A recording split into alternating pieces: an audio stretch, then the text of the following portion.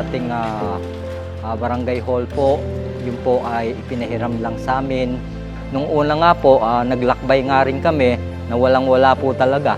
Pati gym, pati yung facilities po, maliit. Dati po ay walang-wala po ito, talagang lote-lote lang po at mga punong kahoy lang po. Ito pong lalagyan po natin ito ay may mga punong kahoy po ito, malamig po at saka po nandun po yung tent sa silong po ng mga punong kahoy. Doon po kami nagsasagawa ng mga medical activities at saka po yung aming session, yung flag raising po namin, doon po namin idinadaos. Kapag umuulan po, yun na nga po ang hirap. Nakatayo po kami lahat.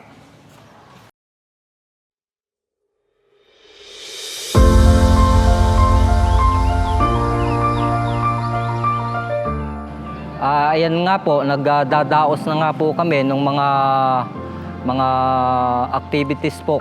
Kamukha nga po niyang medical mission ng RHU po, mga senior citizen meeting, at saka po yung mga nagpupunta po dito, yung mga tiga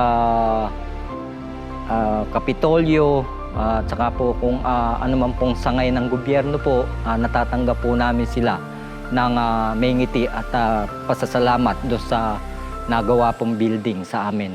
Na may yung facilities po ay natatanggap po namin sila ng maluwag at kaaya-aya sa paningin po nila.